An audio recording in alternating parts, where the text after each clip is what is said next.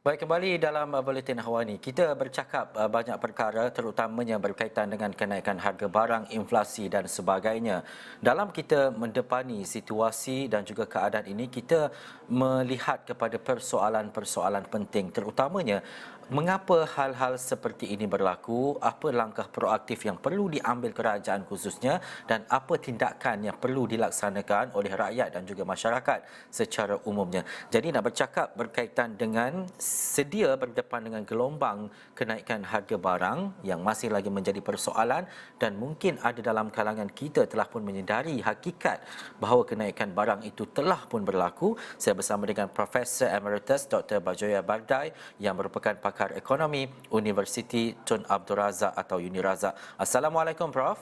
Waalaikumsalam warahmatullahi wabarakatuh. Ya. Terima kasih Cik Ihsan. Ya, Prof, pertama sekali, harga makanan dijangka terus meningkat disebabkan beberapa faktor sebenarnya termasuk kenaikan harga import, kekurangan tenaga buruh dan juga harga minyak dunia. Dengan situasi di beberapa negeri yang baru pulih dengan banjir, apakah kita bersedia untuk melihat dan juga berdepan dengan kenaikan harga barang ini, Prof?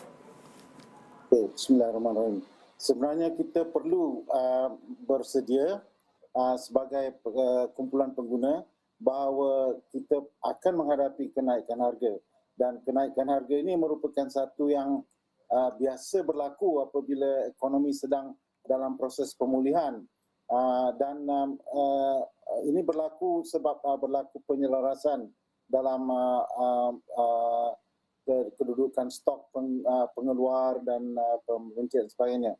Jadi kita perlu mewar-warkan kepada pengguna bahawa mereka perlu lebih fleksibel dalam urusan pembelian.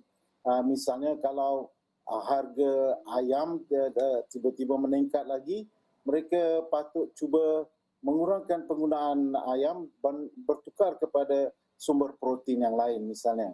Begitu juga dengan sayur. Kalau harga maknanya kacang bendir naik terlampau tinggi, kita berhenti sekejap makan kacang bendir misalnya.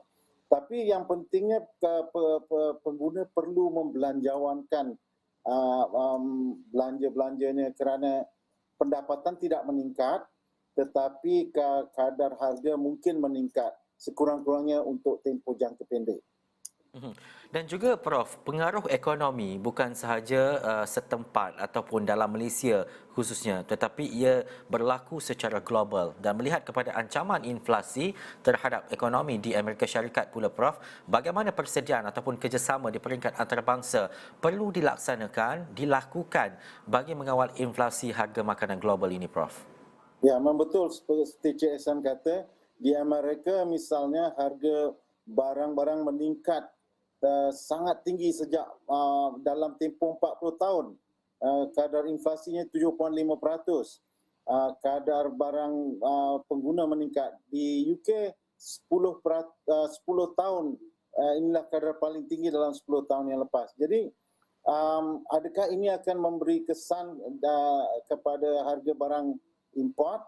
Kalau kita lihat kesan import,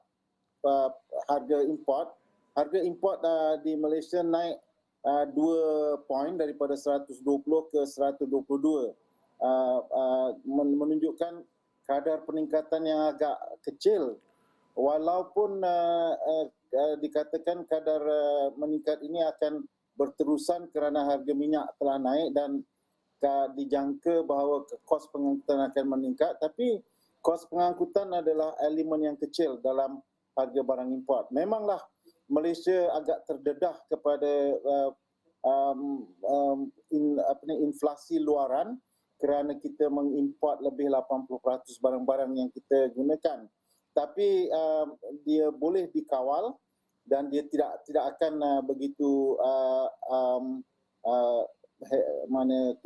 kesan besar, kerana sebenarnya harga ekspor juga meningkat disebabkan oleh kesan inflasi ini. Mhm. Dan juga dalam menangani dan juga mendepani isu ini, pelbagai inisiatif dilaksanakan oleh kerajaan khususnya. Tetapi kalau kita melihat kepada situasi di Malaysia dan hampir setiap kali perayaan besar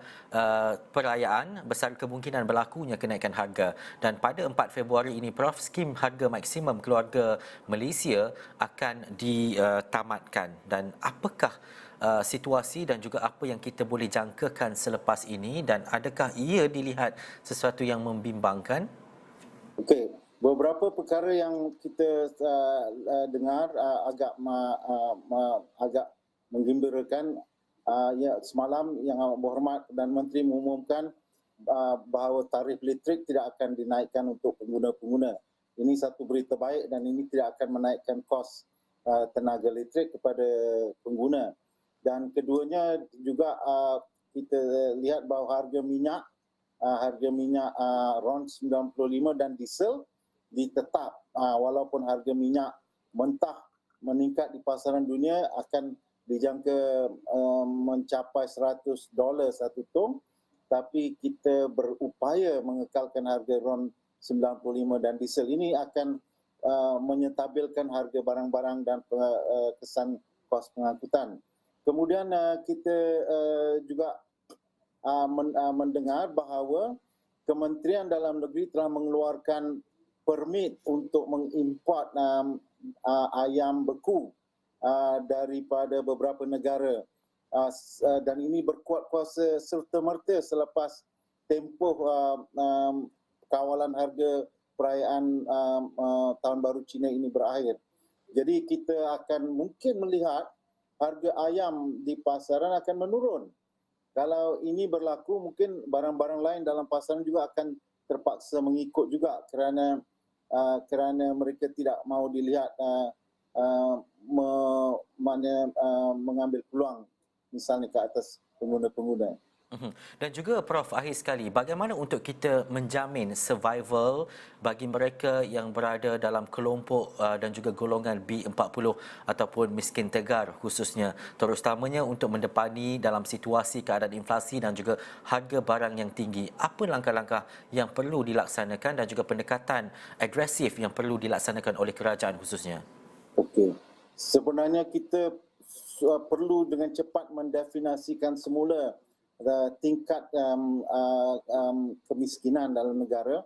Walaupun kita dah menentukan kadar kemiskinan pada RM2,208, tetapi banyak lagi pekerja, termasuk pekerja kerajaan pun yang gajinya kurang daripada RM2,208. Jadi memang mereka akan terletak di bawah paras kemiskinan. Dan kepada kumpulan miskin tegar, kita perlu dengan segera cuba mewujudkan satu mekanisme untuk membantu mereka dengan cepat. Kita tidak mahu kaedah membantu yang dilakukan melalui KWSP ataupun LHDN yang memakan masa dan memerlukan mereka berurusan dengan. Kenapa tidak boleh dilakukan dengan mudah melalui food stamp misalnya, ataupun kaedah bakul makanan adalah satu yang baik, tapi perlu disesuaikan dengan keperluan pengguna di sesuatu tempat ataupun sesuatu daerah itu. Baik, terima kasih saya ucapkan kepada Profesor Emeritus Dr. Bajoya Bardai yang merupakan pakar ekonomi Universiti Tun Abdul Razak Uni Razak. Kita berbincang dan juga bercakap berkaitan bagaimana untuk berdepan dengan gelombang kenaikan harga. Terima kasih sekali lagi, Prof.